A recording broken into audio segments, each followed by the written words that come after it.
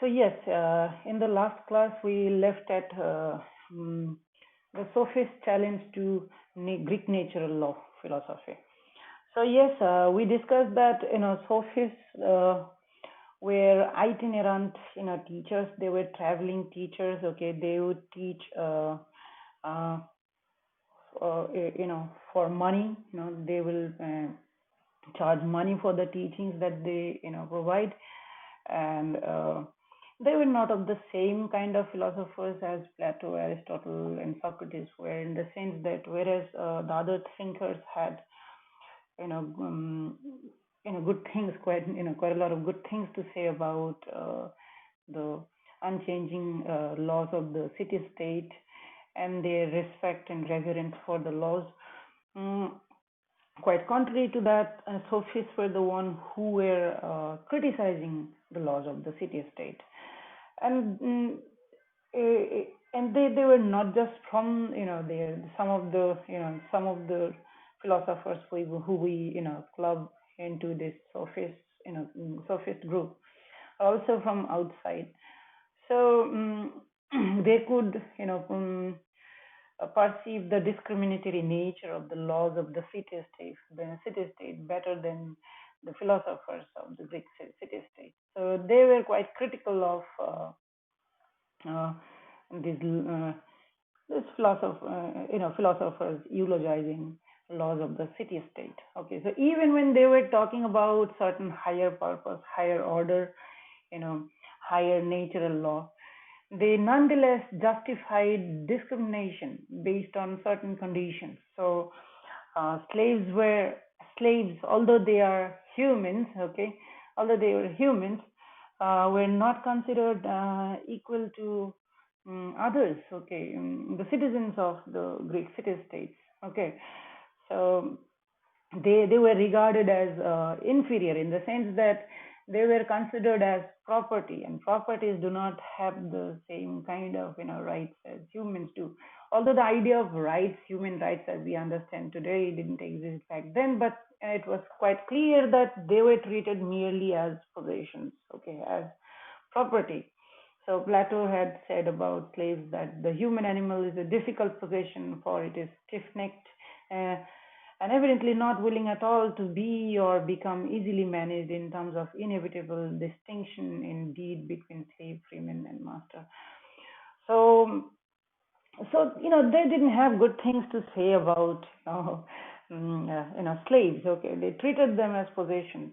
So this is something that you don't see in the modern understanding of universal laws. For example, human rights as declared by Universal Declaration of Human Rights, okay, that treats everyone as equal, okay, in dignity and all that. But the same is not something that we see in the Greek philosophers, way of thinking. So this sophist posed a challenge to all that, okay, and that's why they also contributed in their own way, okay, even when they were breaking these ideas of higher law as was thought of by these philosophers. They also contributed in their own way to the growth and development of natural law, okay. So see, they were also quite consequentialist, in their approach, just like the way teleologists were, except in how they looked at this whole idea of consequentialism. Okay, so instead of glorifying the laws of the city-state, they started criticizing it to make it truly universal, rather than treating itself as a kind of universal law. So yes, these are some of the challenges that they had posed to the Greek philosophers. So for example, you have other examples given in the said reading, in which Hippias had said, he's one of the sophists who had said um, about similar ideas. Okay, so they basically criticized the hierarchical structure of Greek society as being unnatural. Okay, what was considered as natural by, for example, Plato and Aristotle in their teleological hierarchical order of things, in which everyone should know their essential place. That these sophists, saw as a kind of, contradiction in the universality of natural law. Okay, so they said that what is, this Greek society, which is considered as natural, is very much unnatural. Okay, so these are the kind of, criticisms um, that they were posing. Okay, so Hippias was talking about, oneness of all humanity. So they were not just restricting it to just the, citizens of Greek city states, but every human, okay, out there. So subsequently, you had many others, other, you know, theological thinkers, okay, who also said that, this idea of universality is to be extended to everyone. So I think Saint Paul had said that, this idea of universality, universal natural law resides even among the Gentiles, okay, non-Jews. So, but then before them, you see it in the works of all these, sophists. But as I told you, they do not have one coherent philosophy. So his sophists are like different thinkers who are challenging the established Greek way of thinking, that is, this purposive teleological way of thinking. So you will come across different sophists posing different challenges. So some of them are like this, the ones that I mentioned just now. Apart from that, there is mention of another, okay, Alcidamas, who said that God made all men free. Nature has made no man slave. Okay, so they were essentially criticizing this institution of slavery uh, in Greece. Okay. So yes, these are some of the interesting challenges which were posed to, the so-called universal, law that existed uh, in Greece. Okay, so the challenge to universality of cities, laws of the city states were challenged by uh, these thinkers. Now, in certain situations, you might appreciate what the sophists had to say. In certain others, okay, as I said, they were an eclectic mixture. In certain, mixture. So in certain others, you might disagree with what they said. But then, whether you agree or disagree, you have to accept that they did play a part in, you know, improving the idea of natural law, in making it truly universal the way it is understood today. So even when Plato, Aristotle were talking in terms of universality of, natural law, they were in practice not really in its favor. So Aristotle even treated women as inferior to men. So though that kind of reasoning will not really be acceptable in today's time. So natural law has really come a long way since its inception in the way that was studied in the Greek period. So yes, that's basically the challenge to the Greek philosophy. Okay, so now let's have a look at two important prominent thinkers of that time, and those are Plato and Aristotle.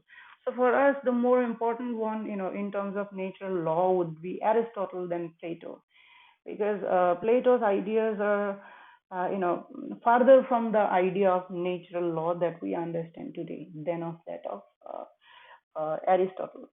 Although Aristotle also receives a fair share of criticism for the kind of idea of natural law that he talks about. So anyway, Plato had a different take on, uh, what he doesn't specifically deal with this idea of natural law. Okay, he essentially deals with, what is the right thing to do, what is the right conduct. Okay, what would be the just, way to behave, what is a moral way to behave. So these are the, things that, all these thinkers dealt with. So he didn't really use the word natural law in the modern sense of the term as we understand. It was essentially used by Aristotle. But then, because he was also dealing with, justness and rectitude and moral conduct, so part of his work is definitely relevant for us. Okay, so but all of them essentially agrees on this same idea that you should do what you ought to do. Do not go beyond what you ought to do. Okay, so you have a determined place in that hierarchy of system, and you should stay there. Okay, you should stay there and mind your own business. Okay, so that kind of thinking is common throughout all the Greek thinkers. But when it comes to what's the right way to behave, right way to act. Okay, they had different things to say. So Plato, for example, he argued that the mind is made up of three different elements. Okay, so those three different elements are reason, appetite, and spirit. I think modern science will have better explanation for how these three things are different based on how different parts of brain are you know um, responsible for different kind of responses. Okay, so he back in those time before modern science even developed, he had identified these three different way three different elements of mind. The first part is reason. Okay, he says that what is reason? It's like your capacity to calculate and decide. Okay, so you applied your reason to decide on something. Okay, so uh, I mean, what should you do? You come to a conclusion. Not you cannot come to a conclusion without reason. So reason is very important in the definition of natural law in all of these thinkers. Okay, although it is difficult for us to define what it is, but we can say that it is calculative in nature. Okay, it helps you in deciding what to do. Okay, so reason is a very important aspect of the mind. Okay, apart from that, you have appetite. Okay, he says that it is irrational and instinctive and impulsive. Okay, the reason is quite simple. Okay, think of appetite. Okay, be it your hunger, thirst or desire for sexual arousal. Now you have like hormonal and explanation for the same. But he said, but you cannot disagree that when those hormones are in control of you, you do not you are not in control of your reason. Okay, you are not deciding things based on reason. Okay, so that's the distinction between reason and appetite. Okay, so reason is calculative, appetite is not. So you are hungry, you want to eat. Okay. And then the third kind that he talks about is spirit. Okay, so spirit is different from the first two in the sense that, of course, um, it's also kind of a should I say impulsive. I think mm, spirit is something I think I can relate with your adrenaline gland. Okay, what you do when your adrenaline is like a gland is functioning. I mean, so what is that? So he talks about all these different things. Okay, indignation, anger, stubbornness, and blind courage, recklessness. Okay, what you do in the uh, in the moment. Okay, suddenly. Okay, so that's a different element of your brain. Okay, so there are these three different aspects of your mind. Okay, he's not using the word brain. Okay, he's definitely using the word mind. So those are reason, that is calculated, appetite, that is impulsive. Okay, and irrational. And then the third part is spirit. Okay, something, as I said, the best way of explaining that would be what your adrenaline makes you do. So you're angry, you're stubborn, and you show blind courage, etc., etc. Okay, so these three things are there. These three elements of mind are there. Okay, now there's an example that is given of I will not go into all that. So what he essentially says, because I will not be able to finish this whole thing otherwise. So what he essentially says is that when you function, okay, the right way of functioning, okay, would be to make a balance between all these three different elements. So if you are a just person, who is a just person? Who is a person with moral rectitude? It's a person who's able to make a balance between all these three different aspects. Okay, so it's it should not be merely your appetite that should decide what you should do. Okay, it should not be merely your anger or indignation that should decide what you should do. There should be a balance between all these three different elements, and all these three different elements are necessary. So indignation is also necessary, but it should not be the only thing that should be in, that can be in charge of your mind, nor should your appetite. Okay, so reason remains there as a guiding factor, but you need all three of them. So a just person then, according to Plato, is one who will not allow these three elements to trespass on each other's functions, but bundles them into a disciplined, harmonious whole. So what he essentially says is that your spirit should not take over your reason. Okay, and your appetite should not take over your reason. You should be able to make a balance between all these three different elements. Okay, if you're able to do that, then your conduct will be just conduct. Okay, and then along with that, another very important element that is required is wisdom. Okay, so what is that? The knowledge that allows a person to harmonize these elements is wisdom. So wisdom will come with experience, because a child will probably be driven more by appetite. Okay, uh, than reason. So for example, there is this experiment done, okay, in which a child is given a treat, okay, maybe some toffee, and then child is instructed that if you wait for 5 minutes, then after 5 minutes you will be given two. So it's just to see whether the child waits for 5 minutes to get the two, or just child is that the child is child enjoys the toffee immediately at the cost of getting another after 5 minutes. So it is seen that this kind of reasoning develops with time. Okay, so that means what? Quite often your experience also tells you. Okay, so wisdom comes with experience. Okay, so this virtue is not suddenly realized. It takes some time for one to really achieve that.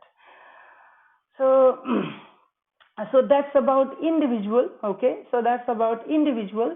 The same principle of justness is also applicable to the state. Okay, the same idea of justness is also applicable to that of the state. Okay, so there's a quote given in his seventh letter where he says, I was forced in fact to the belief that the only hope of finding justice for society, for the individual lay in true philosophy, that mankind will have no respite from trouble until either real political philosopher gain political power, or politicians become by some miracle true philosophers. So what he was essentially saying here is that even when it comes to governing a state justly, you need this balance of three different elements. Okay, you need a balance of all these three different elements. Okay, you need reason. Okay, you need appetite, you also need spirit. Okay, now who has what? Okay, who has what? So Plato was quite distraught by a certain kind of degeneration of the laws that happened in Greek city-states. So what is that? So he saw that so as I told you, all these thinkers had praise, okay, praise and adulation for the permanent laws of the Greek city-states, also known as nomoi. Okay, those were the permanent laws. So they also accepted the possibility. In fact, Plato was openly critical of laws which were corrupt. Okay, now where does this law, corrupt law come from? Those are the laws which are corrupted by humans. Okay, now why does corrupt law emerge? So you guys probably also studied in political science that Plato was also critical of this democratic or oligarchic setup, in the sense that people who do not have merit, okay, people who do not have merit get to rule. Okay, so in democracy what happens? People who do not have this quality, okay, so everyone gets to say something. Okay, but the best possible way of governing would be known by someone who has that quality of governing. But in a democracy you cannot expect that, because everyone has a say. Okay, So he had some problem with how democracy functions. So he doesn't believe that you can a democracy can be a just state. So what can be a just state then? Okay, so in a just state, okay, you will need a balance between three different elements. So you will need reason, and who will have reason? It's the ruler. Okay, ruler. And who is the ruler? So ruler has to be a philosopher according to Plato. Okay, so the ruler has to be a philosopher according to Plato, or at least the ruler has to be guided by philosophers. Okay, so that's one aspect, and then the other aspect will be your what is the next your appetite. Okay, so when he talks about appetite, that he essentially relates with entrepreneurs. Okay, you need that as well, because you need growth, you need mm, material growth as well. So that can only happen because of presence of appetite that you see in entrepreneurs. Okay, and the third one is that when it comes to defending the realm, okay, you need spirit. Okay, and where do you find that? You find that in the military class. Okay, so you need a balance of all these three different aspects. Okay, and then only you can achieve what is known as a just state. Okay, so this is essentially what Plato's model is. Okay, but where is the idea of natural law as we understand here? You don't see much of natural law here. It's merely talking about how best a city state can function and be governed and all that. Okay, so this modern idea of natural rights, as we know, okay, protecting rights of individuals as against the state, does not exist in Plato's philosophy. Plato's philosophy was extremely hierarchical, where everyone had their uh, place. Okay, so as in this categorization that we just made, okay, philosophers get to rule, and then entrepreneurs are the one that reflect the appetite, and then there is a military class. So that's there, and apart from that also, he was extremely hierarchical in the way he thought. Okay, and at the same time, the one more thing I would like to add. Okay, Plato also believed in a different kind of unity. Okay, unity in the sense that although you have this model of hierarchy that he adopts, he glorified this idea of unity to such an extent that everyone loses their individuality. So in the process of achieving the excellence, okay, in the city state, okay, the police, okay, you almost become one. Okay, so the harmonization process is taken to extremes by Plato. Okay, to such an extent that he even advocated communal marriage. Okay, so wives will be shared by everyone, children will belong to everyone, children will not belong to you but to the state, and based on their respective capabilities, they will be given necessary place in the society. Okay, so what education that they get, and what specific role that they get to play in the city state, is to be determined by the state. Okay, now this is not what we see in our times. Okay, and in fact, if something of that sort were to happen, that will be considered as violation of, for example, nature law and human rights in our times. Okay, and all, so we don't see much of the kind of natural law in his philosophy as we see in as we understand natural law in today's time. Okay, and there is a very high possibility that this idea of city state that he conceptualizes, okay, that it turns into a kind of what do you call it, a kind of autocracy. I'm misusing the word here, a kind of dictatorship. Okay, so you have to be see, at the end of the day, how do we know, okay, who gets to rule? Okay, will the philosophers themselves say that I'm the one, okay, who is the guardian of the society and who's going to rule? So how do you know who's the right person to rule? So that difficulty will always be there. Okay, and how do we make sure that the this so-called wise men, okay, the philosopher king, okay, they're in fact governing us, in the best possible manner as dictated by reason, because we do not have the capacity to do so. We merely have to look up to this philosopher king, you know, and believe that, we are being ruled justly. Okay. And if these, philosopher kings become, corrupt, then what process, what methodology do you think we could have to replace them? Because democracy is again not an option. We do not have any other criteria, parameters to, go for a replacement for such, ruler. So there's a high possibility that it becomes an autocratic, system. And in fact, that has happened in, modern times. So in all dictatorship, okay, in all dictatorship, okay, or totalitarian regime, okay, there is this idea of superiority and inferiority, okay, uh, that there is someone who's better than others, okay. So the culmination of this you see in the idea of eugenics, by these Nazis, okay. And they had this idea of, superior race, master race, who will govern others. And if you take it to extreme, then there is this one glorified leader who knows everything, who's the philosopher king, you know, and then who maintains a particular aura and gets to rule over everyone else. So that is a possibility, that you can come across in the idea, in the philosophy that Aristotle, and sorry, that Plato develops. So what I can essentially say from all this discussion is that, Plato's theory is not the best example of natural law, as we understand. Okay. So are you guys with me so far? Was I able to explain? Okay, I have one question here or something. So what was the question that you took up in the context of 377? Yeah, going back to, that question again.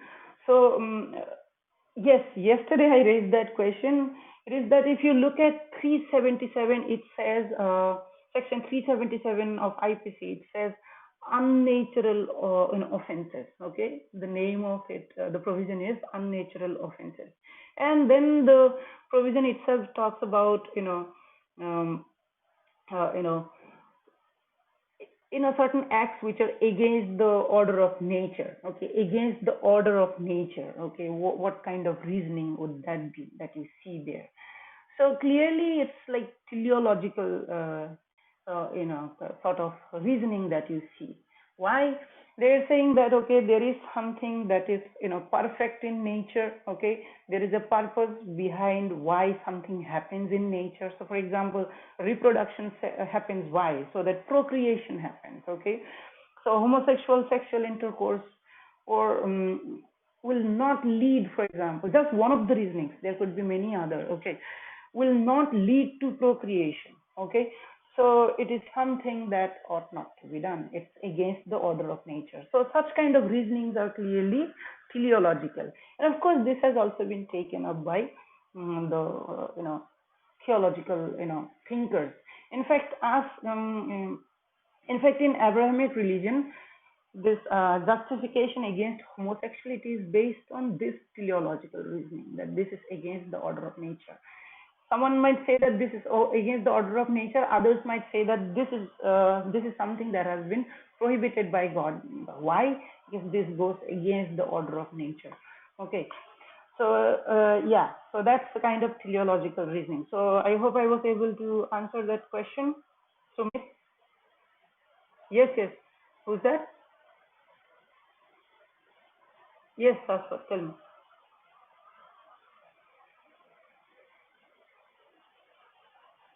Yeah, exactly. Hmm.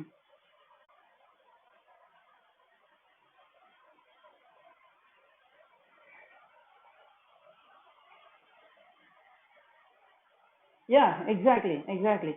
Now, here's the thing. Yes, yes, tell me, Sasha.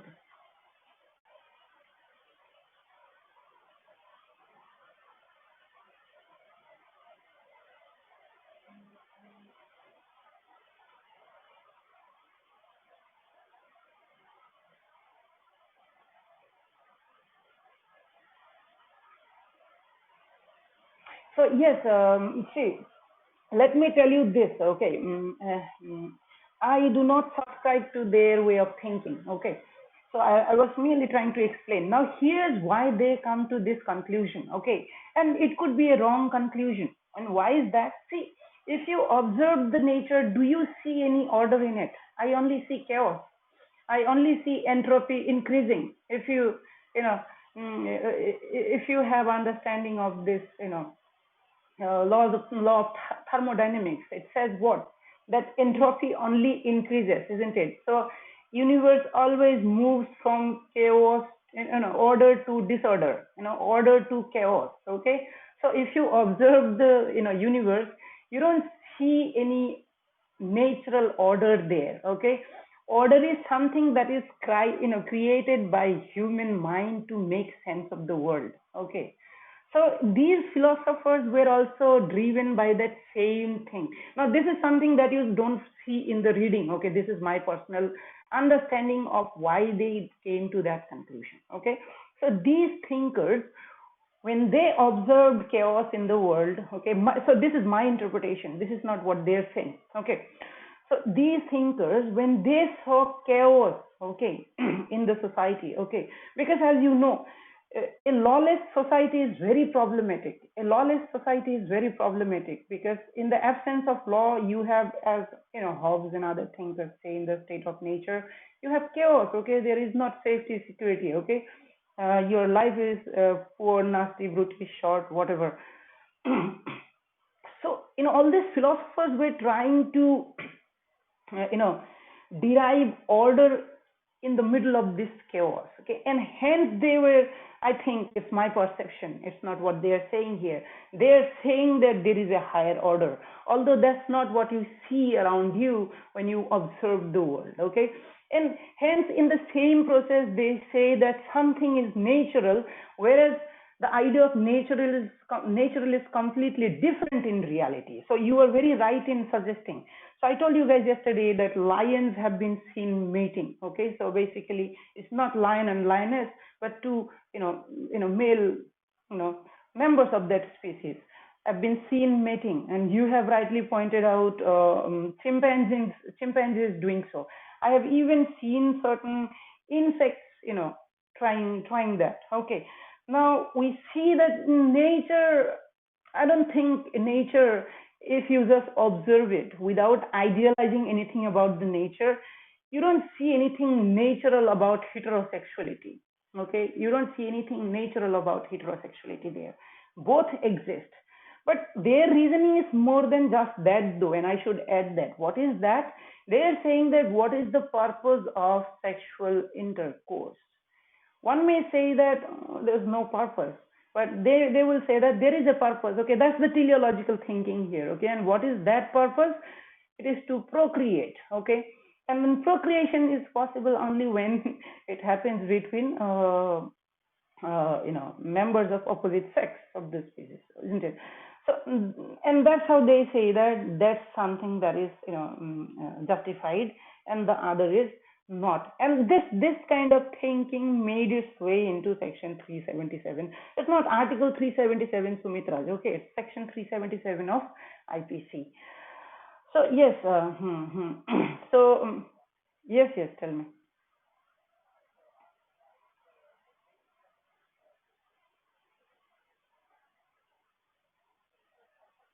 Hmm. Hmm.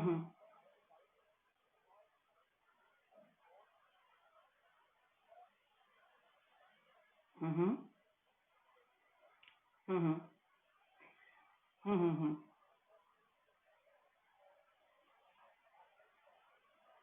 So yes, tell me.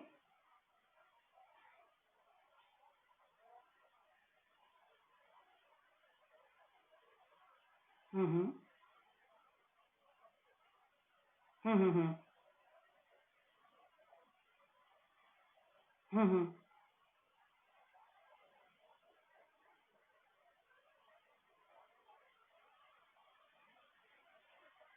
Sorry. Would you repeat that? Yes. Okay. Hmm.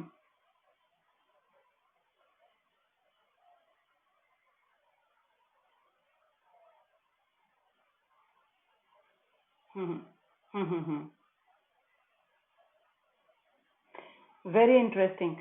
So this is something, see, I haven't, reached yet. Okay. And I personally do not subscribe to this teleological way of thinking. Okay. So let me make myself very clear.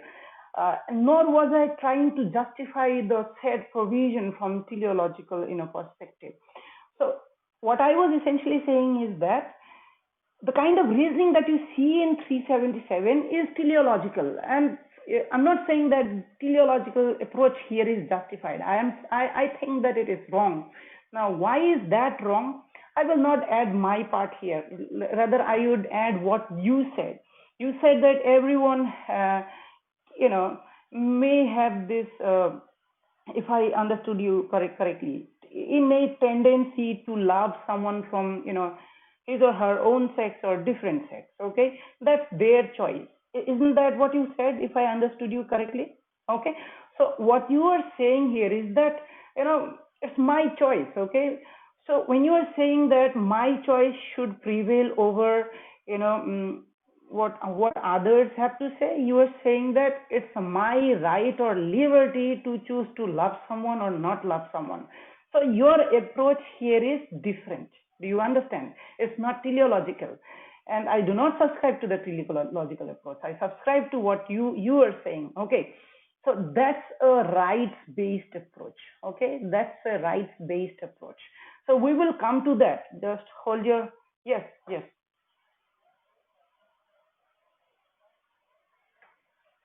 Also, you were trying to justify it using teleological perspective. Okay, so you were saying that okay, it's hmm, hmm, hmm, hmm, hmm, hmm, hmm, hmm, hmm. So what was that? What did you say? Social and cultural fiber. Uh, okay, so what would see, one thing that I would like to add here is this, that this teleological approach, as I told you earlier, does not depend on you thinking this or that. Okay. So for these teleologists, okay, they will say, that, of course, you can, of course, try and use this approach to justify what you are saying. Okay. So they are saying that think of this specific aspect that I'm focusing. I'm not focusing on anything else. Okay. What they're essentially saying here is that procreation in itself. Okay, I mean, why do sexual intercourse happen? Okay, what's the I'm using teleological reasoning because of the kind of sentences that I'm constructing here. So I'm saying, why do we sexually have sexual intercourse? My question to Sumi: why do we have sexual intercourse? Oh, don't say that. Don't say, I mean, you can say that, but if you say that to create a better progeny, what's a better progeny?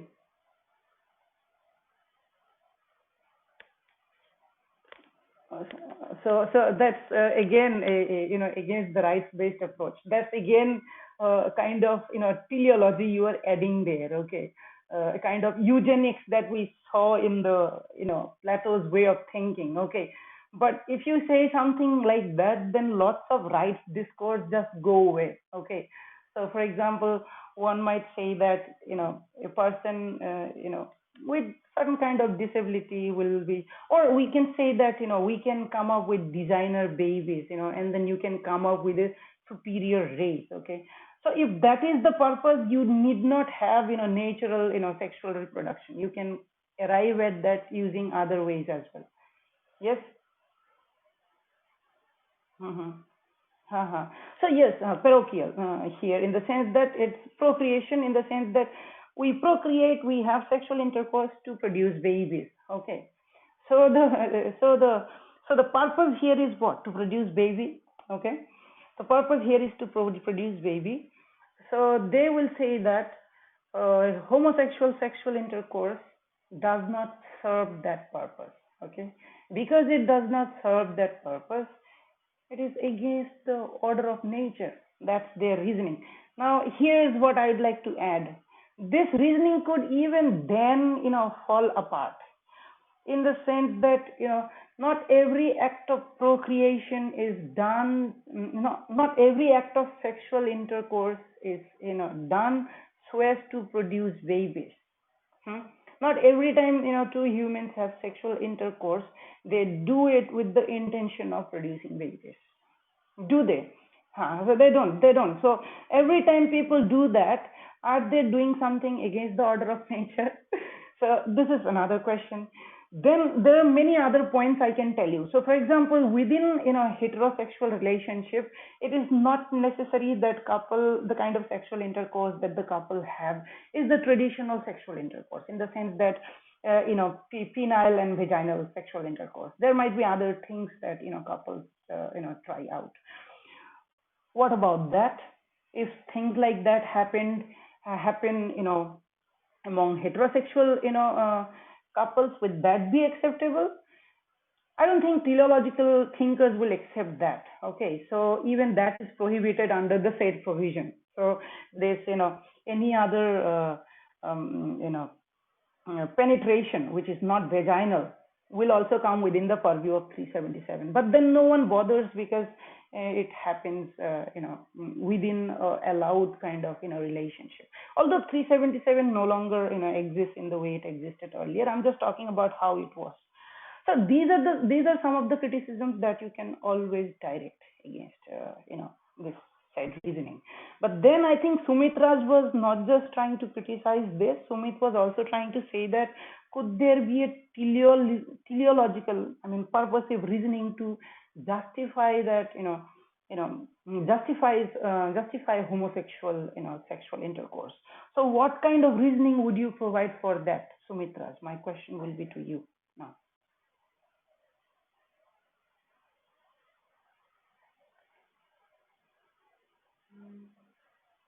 Yes. So what is the telos that you are identifying to justify homosexual intercourse? So what's that purpose that you are identifying?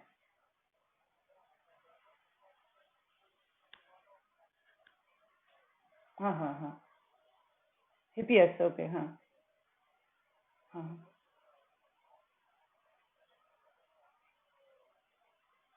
Huh. Huh. So one might say that this social and cultural fabric will fall apart if, homosexual sexual intercourse is allowed. One might say that the society will collapse if homosexuality becomes mainstream. Where will be the babies? And, things will fall apart, because this is not how nature works.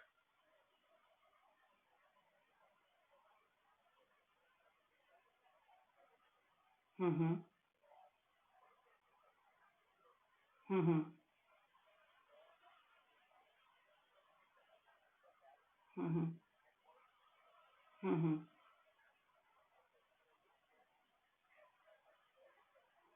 Mm-hmm. Meet ends as in, oh, that's a different kind of end, huh? I think the kind of end. Okay, so I think I'm getting you guys confused a little bit here. So when I'm saying that, end here, it's not your day-to-day mundane end that I'm referring to. So when I say meet ends meet, okay, so meet ends meet. So it's basically sustenance, but sustenance is not the kind of end that these thinkers are talking about. They are talking about some higher excellence, as they found out. Okay, so it's, yes, yes. Tell me. Mm-hmm.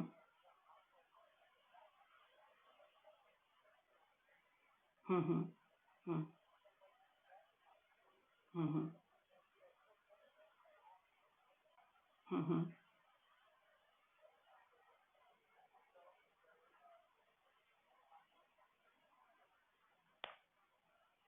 So what's the point you are trying to make here? I didn't get it. Didn't quite get it. Will you simplify it for me?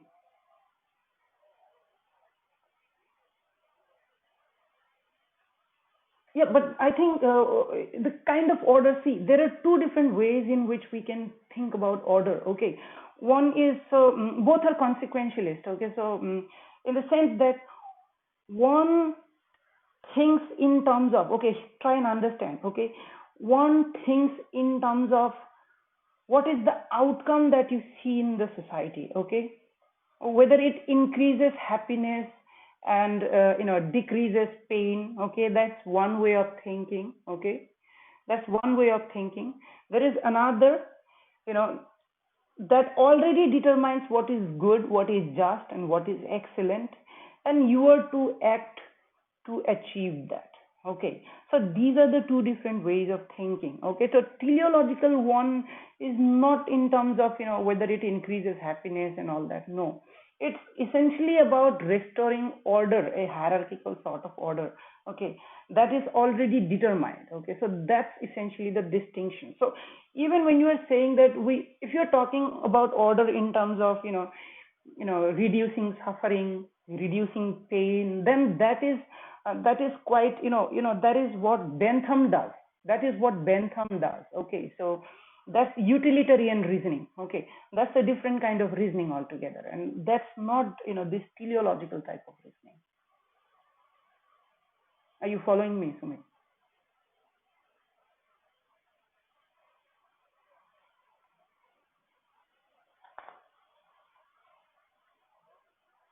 Mm-hmm.